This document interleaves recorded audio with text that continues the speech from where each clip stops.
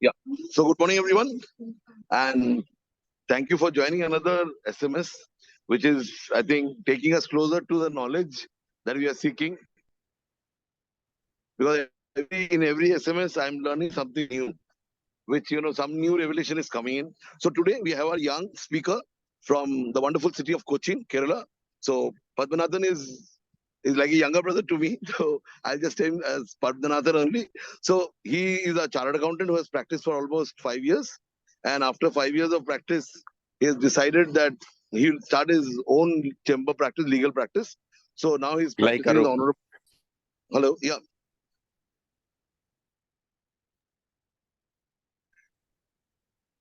When am I audible? Yeah, audible. Please proceed.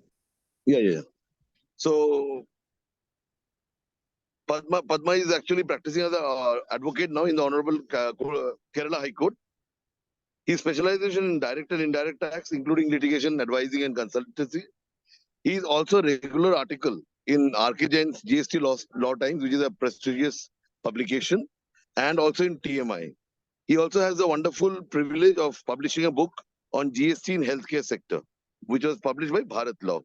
So with this, I request Padma to take over, and he's prepared some wonderful case studies. I'm sure each one of us will enjoy. And yeah, so thank you very much. Over to Padma. Thank you, Arup sir. Good morning to everyone. So I have been attending the SMS for quite a few of the sessions after I was added. So the standard of presentation here has been very phenomenal, and it has put a Herculean task to keep up to that standard. I will do my level best. I have tried to compile the case studies in such a way that it will keep up with the standards of this group. I take this opportunity to thank all the founders or all the members of this ICAI faculty group who is arranging this wonderful session to go really deep into the nuances of the provision. Today I am asked to speak on valuation. Mainly I am focusing on the concepts, primarily going to section 15.1 and 15.2. Discounts perhaps may not be today's discussion because of the time constraints. So with this brief, I will go into my presentation. Just two small slides on concepts, and then we will move on to the case studies. The basic concept here, which I want to bring out, is that valuation is part of the charging section. That is, valuation forms an important part of the charge of the tax. So in the famous Gangasar and Govitsaran case, Supreme Court has laid down the four fundamental aspects or the fundamental concepts of tax, one of which is valuation. So the corollary to that is that if valuation fails, the entire levy also fails. So this was also held in BC Srinivasa Shetty, where the computation fails, the levy also fails. So this is only a very brief introduction into the topic. Now, other aspect when we see of valuation is with regard to distinguishing the valuation from the charge itself, from the levy itself. So this has been brought in various cases, and one of the important principles here is that the subject of the tax or the activity which is being taxed is quite different from the measure of the tax or the valuation. So a classic example was in the case of Rallaram, wherein a tax on building was levied on the annual rental value of the property. So this was challenged, saying that annual rental value of property is nothing but income tax, because income tax has also a very similar measure under the head income from house property. So this was challenged, and the court held that here the levy is on the building as such, though the valuation they have adopted as the annual value, and they have held that it does not violate. It does not, because income tax is a central subject and tax on building is a state subject. It does not violate this, because only the measure is on the, or the levy or the value is on the annual value, whereas the levy itself is on the building. So this principle, it applies even to our discussion today, because if you see under erstwhile laws, under the sales tax, the subject of tax was the activity of sale of goods. Under a service tax, it was provision of service, whereas in excise, it was on manufacture, activity of manufacture of excisable goods. So under the GST again, it is on the supply of goods or services or both. So why this becomes pertinent is that whenever we are adopting the principles, what I personally feel is that principles related to sales tax or provision of service is more pari materia with GST, the principles in GST, because again it's on supply is more supply of goods is more correlated with sale of goods, and the principles per se which are there in central excise, they may not be of much or the same relevance under GST. Now this becomes more important because section 15 is quite similarly worded under the erstwhile excise regime valuation also. There was also the concept of transaction value. So this is quite similarly worded, but if you see deep down to the nature of the tax and measure of the tax, then you will understand that nature of tax is quite different in GST compared to erstwhile regime. Now these concepts which we just discussed, it will be more applicable when we go to the case laws or the case studies. Going on to section 15. Section 15(1) is the crux of valuation provision, which says value of supply of goods or services, value of a supply of goods. Again, the stress is on a supply of goods, of services or both, shall be transaction value, which is the price actually paid or payable for the said supply of goods or services or both, where there are two conditions given here. One is that the price should be the sole consideration, and other is that recipient and supplier should not be related parties. Now again, threadbearing of this provision, we can do it during the case study, because I have structured the case study in such a way that each aspect of section 15(1) is put to test. Now, this price paid or payable, I had a discussion with Unni sir. I don't know whether he has joined today. So we were discussing about this case in income tax. I think that was the Merlin shipping, where this payable, it was related to the context of TDS, and where the court held that payable includes paid also. So then we were having this discussion, why under GST they still have paid and payable. So the point of discussion which we were on was that supply definition says agreed or made or agreed to be made. So when it is agreed to be made, then paid is applicable. That is simply put your advances. So to value advances, paid is used, and to value services which are to be rendered, payable is used. So this is one correlation which we discussed. Perhaps this also we can discuss during the case studies which we will take up. So section 15(2) gives various inclusions to the value of supply which are to be included, and 15(3) provides for exclusions, which is basically discounts. So today we will restrict our discussion to 15(2) only. 15(1) and 15(2), how they interplay between each other. And with this, we are going on to the first case study, because I've been told that more detailed discussion is needed on the case studies rather than going superficial on the section. So the case studies are framed in such a way that I am giving only the questions and pointers. We will have a discussion on each of the pointers, and we'll have an open forum where we will discuss every aspect of it. Now the first case study is like this. Arup sir? Okay. The first case study is like this. There is a rice mill in Palakkad. The rice mill has entered into a contract with Civil Supplies Corporation, and the terms of contract are like this. The rice mill has to collect the paddy from farmers.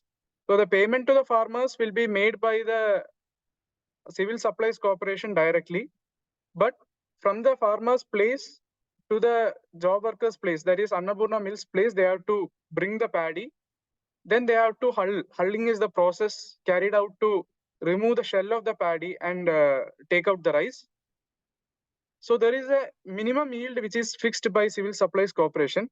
So how much ever quantity they are taking from the farmers, the paddy they are taking, 68% output should be given to Civil Supplies Corporation. That is a minimum yield which is guaranteed. And if there is any shortfall, then Annapurna Mills themselves have to compensate this from their own stock. And remaining after hulling, 68% comes the output. Whatever remaining is the bran and the husk. That is retained by Annapurna Mills. And then Annapurna Mills has to transport the rice. After this hulling is over, they have to transport the rice to various ration shops. So this is their contract. So actually, if you see the contract in detail, the actual contract in detail, the first two limbs, that is collecting the paddy from farmers and processing it, they are actually one limb. And this transportation of rice to various shops which are under the civil supplies, that is actually a separate limb. Now, in this background, it is also pertinent to mention that job working of rice is not exempt. It is taxable at 5%, whereas transportation of rice is exempt. Now, what these civil supplies, in fact, they are only preparing the invoice and it is only signed by the rice millers. So how they insist on preparing the invoice is that the jobber charges, they are charging GST at 5%. The transportation of rice, which is the finished goods, it is shown separately as exempt. And this is how GST is collected. Now the department, they want to somehow tax this transportation of rice at 5%. So they are on 2 points. First point is that it is a composite supply. And the second point is that it should be included to the value of supply. If not, it's a composite supply, it should be included to the valuation under 15(2)(c), which says that any incidental such as transportation, etc., should be added to the value. So this is the context here. So in this context, again, my pointers for discussion is, again, going to the definition. The value of a supply. So when it says value of a supply, and then you read it in connection with incidental charges. If incidental charges itself form a separate supply, then whether that can be added to the value, that is value of one supply can be added to the value of another supply when you are valuing a supply. This is one pointer. Another pointer is that if you cannot do so, then only in situation where there is a composite supply, 15(2)(c) will be attracted. So is there any situation other than a composite supply wherein it can be added to the value of supply? This is the aspects, or this is the pointers for discussion which I want to bring out. Experts can share their views on this. So, Padmanathan, you are saying that these two are independent supply and department contention is wrong? Correct. Okay, but if the contract, if I go through the primary case study which you have said, Sir. the agreement, the scope of the services of Annapurna Mills would Yes, sir. include the transportation of rice to various ration shops Yes, sir. in Palakkad. Yes, sir. Now, if the price has been fixed, saying these both have to be done in conjunction with each other, Yes, sir. why would a composite supply fail? Sir, I'll just give clarity on the factual aspects here. This transportation of rice is in fact a supplementary contract. It is not part of the actual contract, but it is like a right of first refusal given to them. If they have additional vehicle with them, they can transport that. If they are not transporting, civil supplies will make other arrangements for transporting. So the whatever consideration is paid for this transportation, it is over and above this, what do you call this, jobber charges. Okay, which means the air supply condition is failing. It is not a supply, it is multiple supplies. Correct. Okay, got it. In case of multiple supplies, can valuation provision under 15(2)(c) be attracted? Just because I am providing that transportation service. Padmanathan ji, one query from my side, that Yes, is there a cross-fall breach clause in two of the agreements? Sorry, sir. Is there a cross-fall breach clause in two of the agreements, that is for processing and transport? That the Uh, process part is hello. Yes, sir. Yes. Is there a cross-fall breach clause in both the agreement, that one is dependent upon the second? No, sir. There is no. Completely processing is done, but There until is not, sir. there is no such cross-fall breach clause. No such clauses, sir. Okay. So In that case, the yeah. processing has been done, and the entity fails in transporting the goods, but still the consideration for They will get the the job. consideration for the processing, sir. Okay. Then it is, I mean, clear cut a case of a two independent supply. I mean, when there is a two separate contract, there is no cross fall. Then this cannot be merged, as in both can be treated as an independent supply. So can we say that composite supply fails here? Yes. Yes, that's And what once my view. composite supply fails, then it cannot be added to the value of supply also. Is that the reason why it cannot be added to the value of supply? Correct. Correct. So are we coming to the point here that 15(2)(c) has to be only in cases where there is a composite supply? No. Not a composite supply. Yeah, you can say composite supply, but yeah, if it is sometimes if you look at the when you do a transportation packing, we can't say composite supply. It will still the supply only. Technically, packing part of the additional thing. In my view, composite supply definitely has to be two independent supplies supplied conjunction together. So we may say transportation and packing is a composite supply, but I am of the view that is the very thin line that would still be forming part of the supply itself and not a composite supply. We others can put their thoughts. So because why I raise this point is because if composite supply is already taking care of it, then what would be the need for 15(2)(c) was I was thinking of.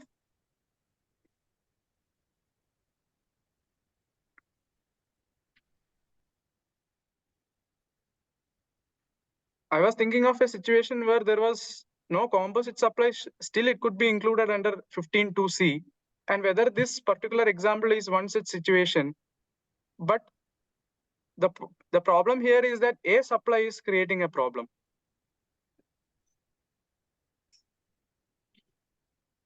So can we not read that 15(2)(c) is also for composite supply, but not just only for composite supply? See, anything incidental to the supply is the supply. Okay. So when I'm selling the car, the headlight, bumper, steering, engine, they're all parts assembled. It's like I can still drive the car without the bumper. I can still drive the car without the mudguard. So I would say that these, if I'm providing along with the car, it will be 15(2)(c), but definitely not a composite supply. So there Because would only be the a car thin remains line. there. There is Yeah, only there is no ancillary supply there. Yes. Got it, sir.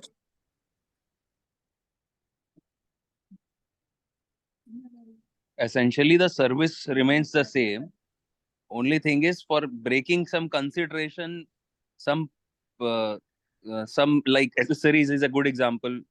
The breakup of consideration is given, but essentially the supply element remains the same. Then I think 15(2)(c) will be used. Okay, so can we say that 15(2)(c) is only a measure to prevent the suppliers from artificially breaking one single supply into multiple parts and taking it out of the value?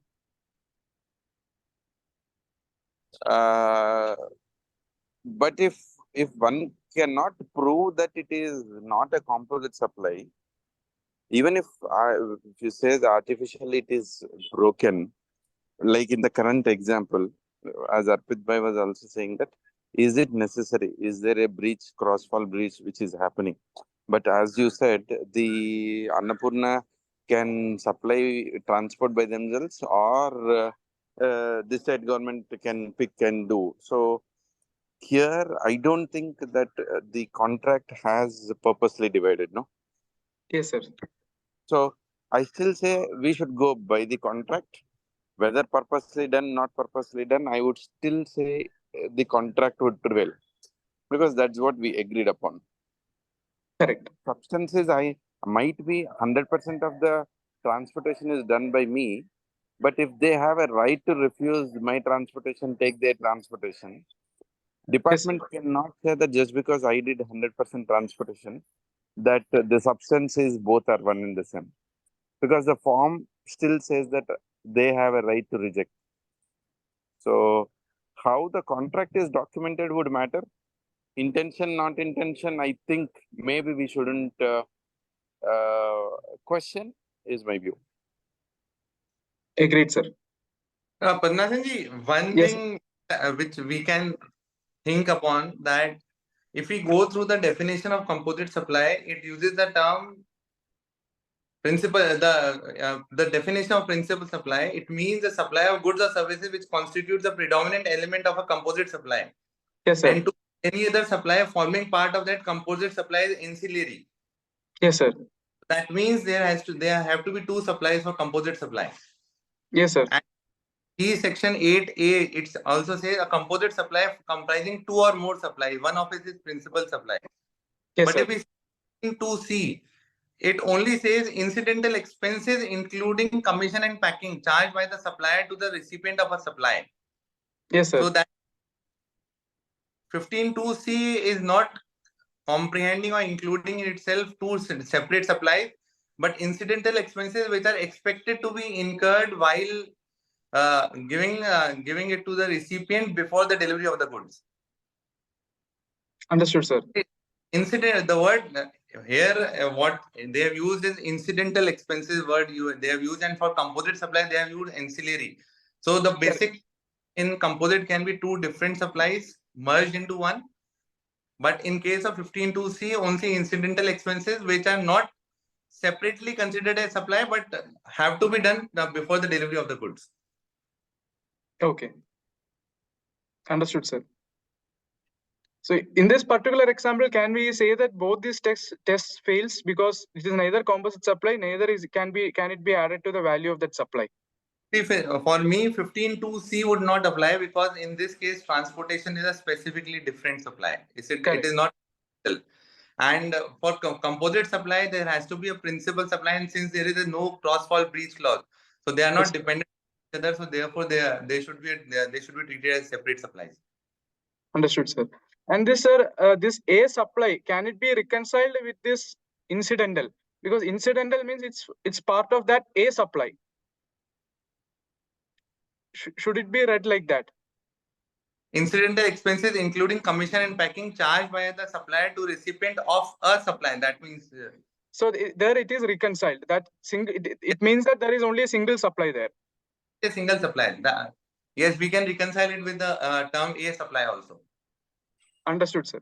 Like, supposedly, I go to a AC shop and I so when he is packing it, it is not a separate supply. It is incidental that he would give me in packed condition. Understood, But sir. asking him to transport it, that becomes a separate supply because it is not incidental for giving me the delivery. Understood, sir. No, we are understanding from you. You. No, sir, I got your point, sir. Actually, this SMS is definitely worth re-looking as the wordings. So one thought, Arpit bhai, that came to me is like, can we say whenever we are saying composite, the valuation of the composite is there in 15.1 itself. Only the incidental is Yes. 15.2c. Yes. So when it is a composite supply, it will be get covered under A supply itself because it's one composite supply.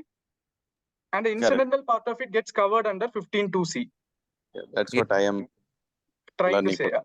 And it means that it is over and above. That is over and above the composite supply. Whatever is incidental will get added to 15.2c. I think that is the point sir is trying to make. If I understood correctly. Yes, exactly. Got it, sir. Sir, can we go to the next issue, sir? Yes. please. So the next part of is Padmanabhan, yes, just sir. wanted to add on to that. If we are going to say that in a contract, the original intention was only to make the supply, let's say the freight is incidental. Let the original product be a 5% taxable item. Since it is not a composite supply, if there is a scenario that, let's say the original product is 12%, the price is only 5%, will we have that scenario of treating it as incidental will mean differential rate for the services, whereas if it is composite, it will be governed by ATA. Sir, can you come again, sir? It was not very clear. That is why, sir. Yeah, one moment. We are having a scenario where the original product is, let's say, taxable at 12 or 18%. Yes, sir. The freight happens to be incidental. Okay. And we go by the definition of it being not composite and treating it as incidental. Can we have a scenario where the freight is billed in the invoice and at the rate of 5%, whereas the original product is at 12 or 18?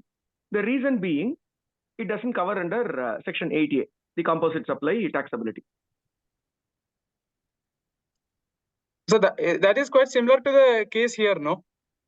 Exactly. That is what I'm saying. If we assume that we are going, I believe, as Venu rightly said, we are revisiting our whole understanding and saying that the freight can be taxed at a differential rate when it is incidental and not composite.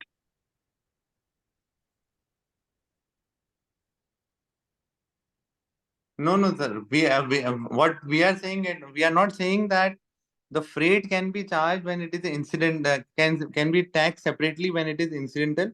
What we are trying, the discussion was that one thing is that freight and the goods are two different supplies. The freight does not become incidental, and since they are two different supplies and there is no cross-fall breach clause, therefore the freight can be charged separately. Correct, Shankar sir. sir, The freight is charged separately. The rate of freight will now be governed by the individual supply Shankar sir, taxability. Yes, Shankar sir, may I make a point here? Yes, please. Sir, I think the point of differentiation here is that in this case, the original contract ends as soon as my job work is over, then and there. And whatever I'm Yes. transporting it to the Civil Supplies Corporation office is a separate activity. Whereas in the case you are mentioning, there the contract may be till the doorstep or till their premises. There it becomes incidental. Okay. Probably that is the line of differentiation here. Here No, sir. Yeah. Agreed, Padmanabhan. I think I already assumed that point. I will convey it now. I assumed that the contract can be of two types. Either at your warehouse outside, the contract will get over, I will pick it up, or you come and deliver it at my premises. There can be two kinds of contract for delivery of this rice. Okay, in that case, if it is going to be a contract where it is mentioned that moment I do the hulling and keep it outside my premises, the transaction is over. But still, my customer is insisting that please arrange for transportation and come and deliver, though it is not originally covered by the contract. So in that case, what would happen? Will it not be incidental if I incur that expense and charge it to him? Shankaranarayan sir, may I phrase the same thoughts which are with a different example? But Please, I'm say the paddy which is processed, the Annapurna mills have when they supply this, they are packing it in gunny bags. So Yes, if sir. in the invoice they charge separately for gunny bags, that will become an incidental expense. Now let us say the contract itself said that they will process the paddy and there is another clause which says that processed paddy has to be packed in gunny bags.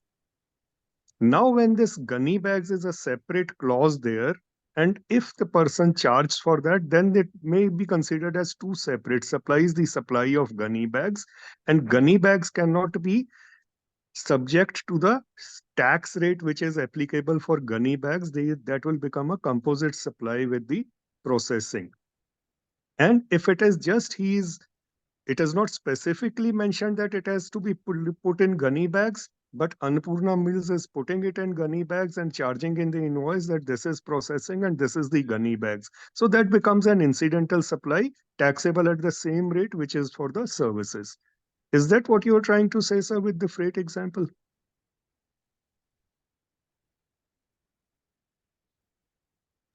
Hello. Yeah, yes, sir. Similar to that, but in the second part, as you said, when it was not mentioned as gunny bag, when he is giving it in gunny bag, will I say that gunny bags is incidental expenses and I add it? What is the rate at which it is taxable? Because it is incidental, it is not composite.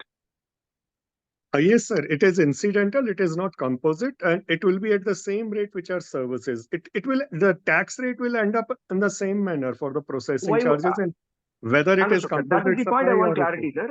From where we are deriving that the original rate will only apply for this incidental also. Sir, when we are saying the value of the principal itself is added, so it is an A supply, no, sir. So this is not another supply, no. from Incidental 15 to C, sir. From from 15 to 15 C, to we C. are arriving that Yeah. incidental expenses, and with incidental expenses, the latter part of that clause also says, and any other expense incurred by the supplier. That is also that. So the full clause, no?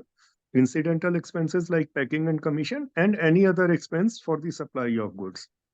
So he's packing it in gunny bags. It is okay, sort of a packing, but even similar such other expenses that if it is just making that part of the supply, now it is being there and he's charging it separately in the invoice. It becomes a separate supply when the customer has asked them to place it in a gunny bags and charge for that gunny bags also. Then it becomes May a I interrupt? two independent supplies and become a composite supply. Then it will fall into it. That will not become an incidental expense. That will become a composite supply. That could be one way of trying to understand it. Gurjit sir, if let us assume that your gunny bags are moving towards 15(2)(c) as an incidental expense and or it hits section 8, why do we have a notification 12/2017 entry 3A where they still break up value of materials for 25% or lower? How can one form a part of the value at the same time retain a separate identity as a percentage of the total value? Once it is merged to the value of a supply, doesn't it lose its character of materials as such? So that is, sir, for application of rate, no? 25%, and that for pure services, the intent is to charge a separate rate, and for where some materials are also involved there So within that when you supply. are saying that 15(2)(c) is an incidental expenditure of materials, then the value of the materials is irrelevant. That material has lost its character and it's now part of the service, and there is the total characteristics is that of a service. The Because value should be that sir, of the value of the service itself. now, because he is charging it separately in the invoice. If he is not charging it separately in the invoice, that becomes part of the service of processing charges itself. Now, So if he is charging do it we mean to separately say and the customer is agreeable to pay those charges, then it becomes an incidental expenses. He is saying, I processed the paddy, but this is the incidental expenses I incurred. Please pay for that also. And customer is agreeable to pay. Customer can very well say that gunny bags is part of the process itself. Otherwise, how would you load it in the vehicle just in the loose form, and I'll have to take it like the sand is processed, for example, or delivered. It is not sent in the gunny bags. So Or are we maybe say saying the gun. a single value of a supply can be segregated into multiple components for 15 itself? That is for the purpose when you are talking about the 12/2017 notification. No? So now it is for the supplier to say that the processing which I involved, for that there are some expenses which involve some materials also. and that value of that materials is not more than this, not more than 25%. So I am eligible for a lower rate of tax. Udit sir, can I just draw out what you are trying to say, sir? Yeah, please, sir. Sir, in case of when you are saying something is incidental and added to the value, you are trying to say that it loses its character to the original supply. Whereas in case of composite supply, the principal supply and ancillary supply retain their value, but artificially it is treated as one supply. Yeah, they are two about composite supplies. Yes, in a way. When there are two separate supplies in a contract, it is mentioned that you have to process the paddy and you have to supply gunny bags also so that the paddy can be transported. So they Either are we are not retaining the going into separate the part. character there. So it is two separate factors are there that it has to be processed and gunny bags have also to be supplied for the packing of this. So it is two separate supplies. Now that person cannot say, the supplier, that for processing this is the rate, for gunny bags this is the rate. Two separate rates are not allowed. Then it comes under composite supply and a single rate has to be applied for that. So can I just draw out the thin line here is that it is the intention of the parties. If the intention of the parties is to get the rice as well as gunny bags, then there are separate components. Then we have to see whether there is a composite supply or not. And if it is only the rice and ancillary to that, I am packing it in gunny bags and giving, then it is only the intention is only the rice there and it becomes incidental and added to the value of rice. Yeah, everything will come down to the facts of the situation and the cases also like that. Now we are in three different situations that say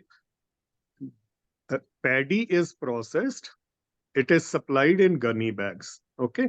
It is sent in gunny bags or it is made available in gunny bags. Now there are three situations. One, contract does not mention about gunny bags anything. And Yes, sir. supplier is not charging separately for gunny bags. Then there is nothing on this. Now, contract is not saying anything about gunny bags, but supplier is charging separately in that invoice for the gunny bags also. And recipient is agreeable to pay that. So that becomes an incident supply. Third situation, in the contracts, it is mentioned that gunny bags have to be supplied and this is the price we will pay for gunny bags. Now these become two separate supplies and they will fall under section 8 as composite supply. Whether they are invoiced separately or within that same invoice, that will become a composite supply. And practically it would be better to have them in the same invoice for the accounting purposes. Even if the person makes it separate supply, then form over substance, that thing, it will come and for gunny bags invoice also the rate which is there for processing that will have to be charged. So similar, same act we have broken into three different examples. Everything always boils down to the facts only. Facts and intentions. What is the written agreement or contracts and what is the transaction happening? That will be my view. Thank you, sir. Sir, I'm Yes, just sir. stepping in. We are already at 9:41. So I'll go to the next one, sir. Sir, here so the Padmanathan sir, we have to continue the session also, sir, next week. Okay, 10 o'clock we'll stop and I'll continue. Understood, We'll sir. request. Understood, sir. We'll try to finish this case study, sir. The next issue is with regarding to the byproduct, that is the bran and the husk, which is bran and the husk which is coming out. So the issue is the department wants to add the value of this bran and husk to the job work charges as valuation under the valuation. Now, whether this is what is the position on this is the next issue. And here the point is that there is an agreed percentage which is output turnover which has to be given. And if it is less than that, they have to compensate for that. And now there is this decision of Shirdi Sainath Industries which says that this whatever is retained by the job worker, that is nothing but compensation for the loss which they have made up. That is less, if it is less than the 68%, there is the 62% or 61%, that 7%, 6% which they are putting in. It is a compensation for that. And it is not to be added to the value. So how will we go about this? And also, is there is any barter?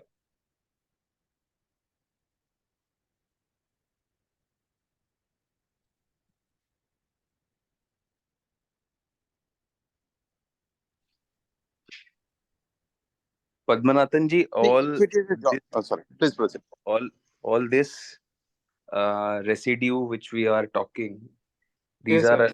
these are part and parcel of the contract, and whenever a consideration is decided, these are generally factored, and accordingly everything is fixed in the contract. So Yes, sir.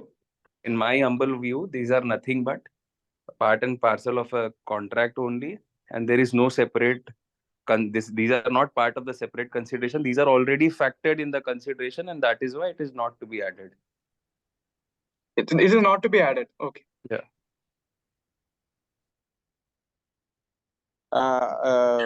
From again 143, if the job worker is registered, the any surplus wastage resulting in is of no botheration. Only when the job worker is not registered is when we have to be worried. So in this case, can we not bring those provisions?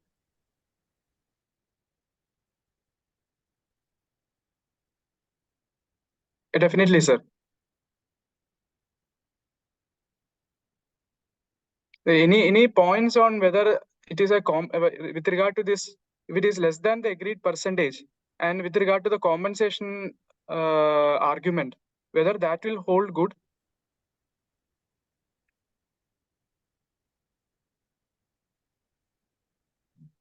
So if you see this industry, paddy processing industry, these are very normal kind of losses which incur bran and husk, and the whole industry works in the similar way, that there is an agreed yield which is agreed, and all these byproducts are kept and retained by the industry itself.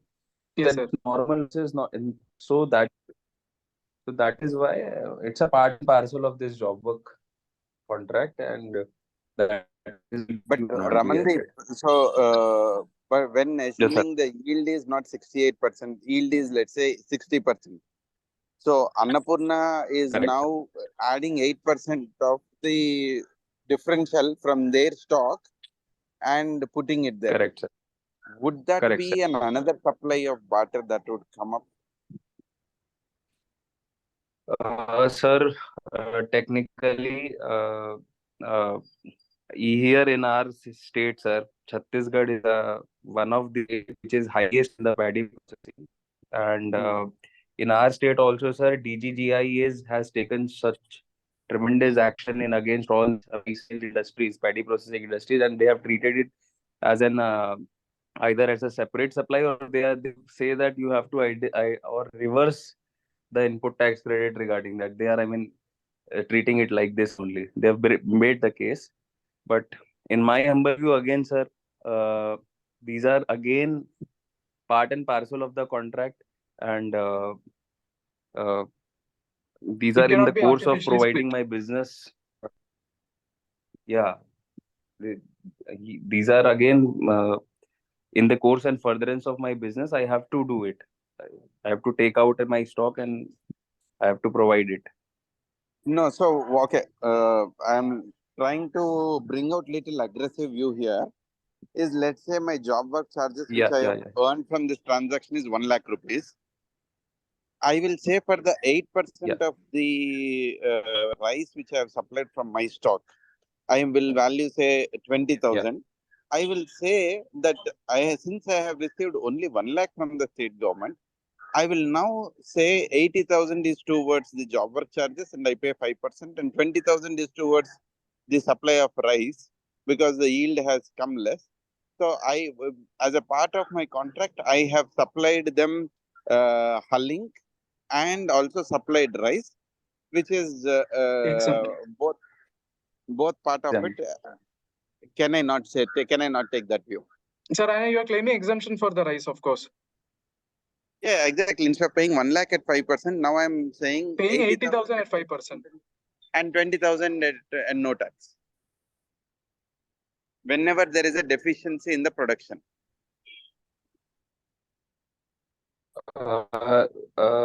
Sir, very aggressive, but I'm saying that this will have to be treated as an part and parcel of the contract, where a bunch we have agreed.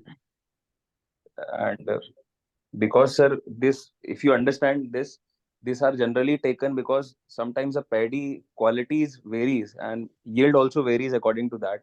And that is why a fixed yield is done by this civil supplies, and I have to, fulfill all the agreed yield which I have agreed with the civil supplies.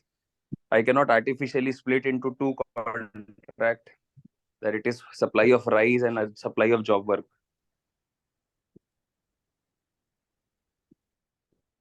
So when the surplus, like if the actual yield is 70%, 2% is kept by Annapurna.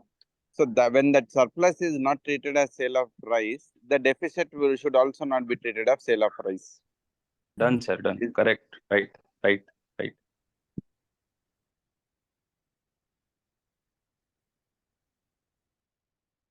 Can we go on to the next aspect, sir? Next case law. Yes, sir. You have to go. Otherwise, we'll keep applying breaks, sir. Sorry. So the next one is quite contagious one. Can we go on to a smaller one and then come back to this one? Yes, sir. This basically is on how the Fiat India decision, whether it is still applicable in GST or not. So here the facts are very simple. CleanRide is an EV bike manufacturer. They are incurring 1.25 lakhs to manufacture, and there is a small mistake in the fact. Their selling price is only 1 lakh. So they are selling at, assuming they are selling at 1 lakh, and they are adopting this pricing to penetrate the market, EV market. Can 1.1 lakh be disputed, saying that it is not the sole consideration?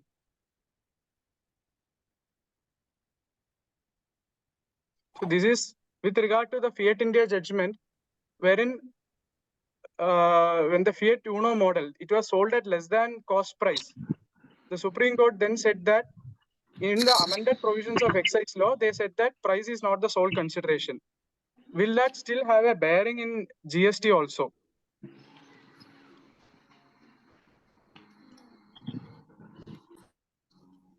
Sir, according Okay, please go.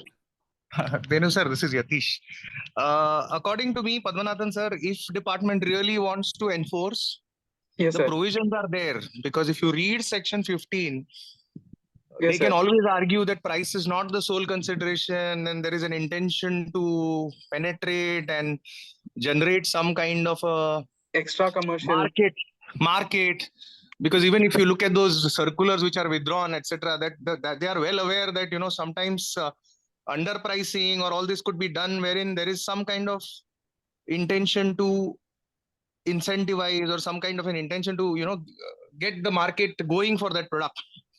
But practically, I may probably have a different view, because the judgment of Fiat itself, the department reversed by issuing some kind of a correction. I'm Yes, not sir. completely aware of that. There So was looking at there was a circular, then that was rescinded, then a proviso was inserted to Rule 6. Yes, but coming back to your question, if I read section 15 plainly, they can always argue that price is not the sole consideration here, because there is something more that is happening beyond price. So Yatish, when you say price is not sole consideration, we what is that we are deriving here?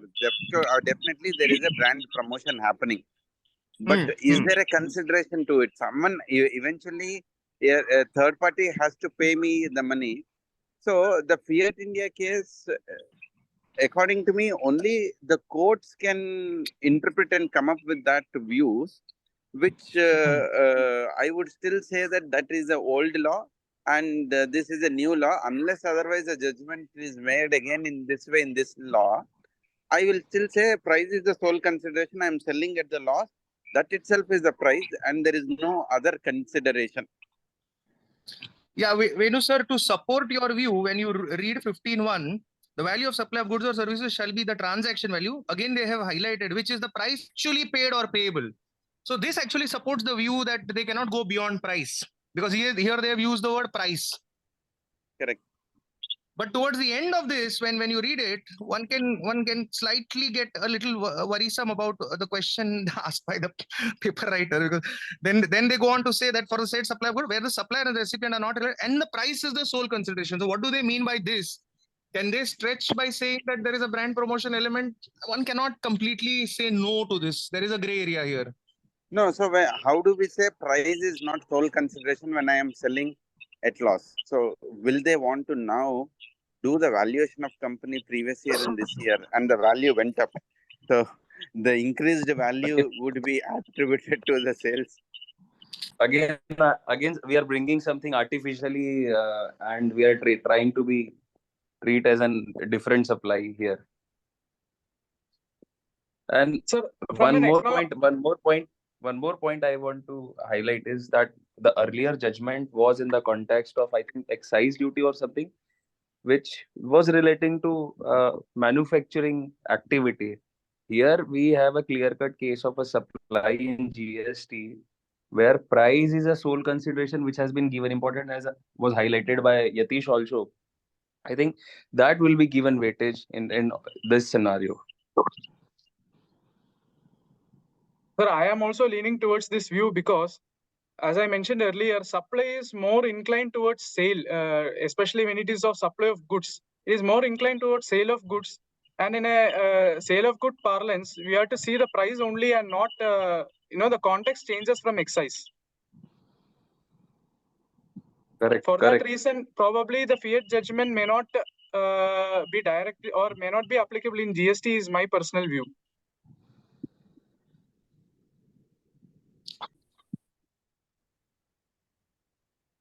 My point was to know if there was any contrary views which who still feels that fiat judgment may come back in GST.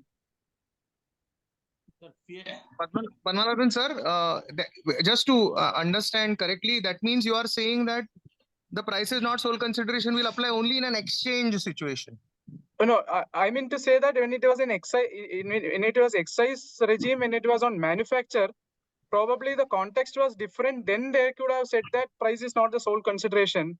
But now when it comes to supply, and supply is the price which is actually I am receiving from my customer, and there is nothing more to that. Then probably fiat the question of extra commercial consideration may not arise here in the GST regime. So you are saying is that the taxable event being manufacture, all the cost towards manufacture could have been the taxable item for the government, but now it is the sale and not the manufacturing cost per se. Correct.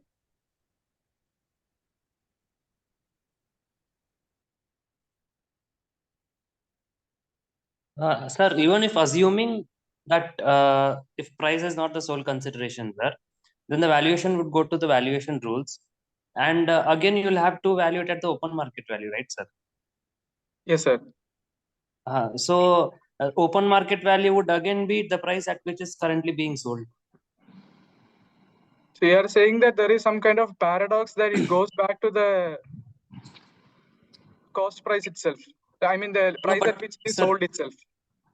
No, how can that be open market? Open market value cannot be the price which you are actually charging. If you read the definition of open market value, it is adopting another transaction to benchmark your transaction. Can your transaction itself be open market value? I have a doubt there.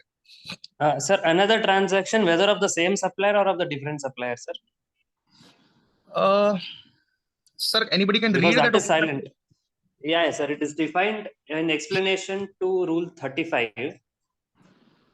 So there's Rule 35, and below which explanation it says, for the purpose of this, for the purposes of provisions of this chapter, the expressions open market value of a supply of goods or services or both means the full value in money, excluding integrated tax, central tax, state tax, union territory tax, and the cess payable by a person in a transaction where the supplier and the recipient of the supply are not related, and the price is the sole consideration to obtain such supply at the same time when the supply being valued is made.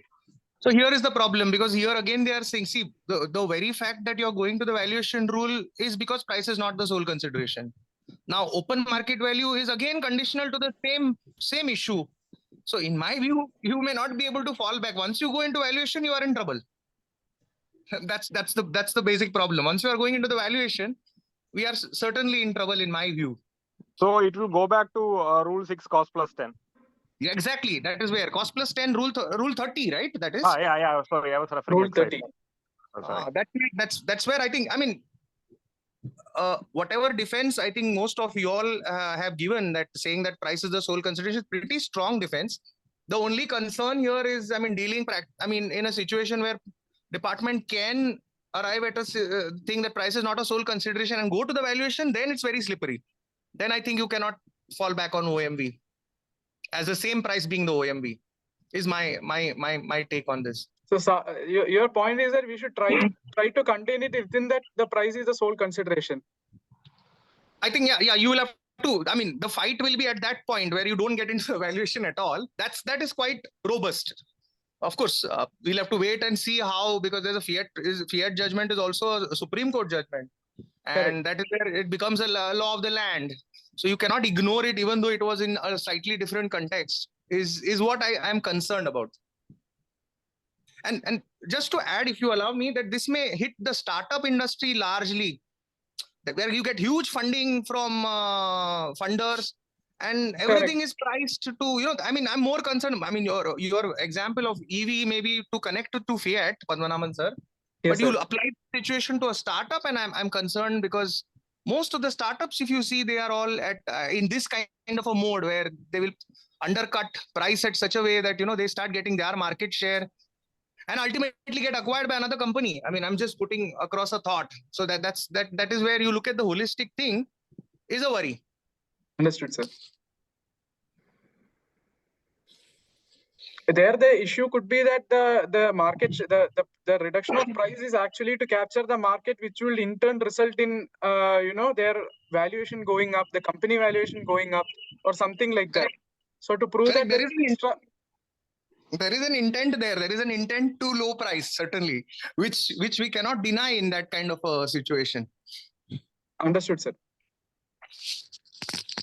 Padmanabhan sir, it is 10. So maybe logically at one point we can just pause it and move to the next week. Yes, sir. So shall we take up the remaining case studies in the next week, sir? I think so. Because most of my case studies, there is no definite answer. I have only taken up the gray areas, and I have been told to ask the right questions rather than give any answers. So I am trying to do that. I am trying to put in the right questions so that we can have a very meaningful deliberation on valuation. Padmanabhan ji, a suggestion from my side, because yes, sir. I have put up the queries which are having the gray area. So Yes, if sir. you could share the queries in the group so that the attendees, the members can go through the queries, can refer to the judgments or the provision, and then come prepared. So we would have a. Sure, sir. I'll share this in the group, sir. So we would be better able to conclude soon, because yes, sir. once the query is put, then everyone has to go through the provision, and then it takes time. But, for this, they would be prepared for the next time. Yes, sir. I'll do that, sir.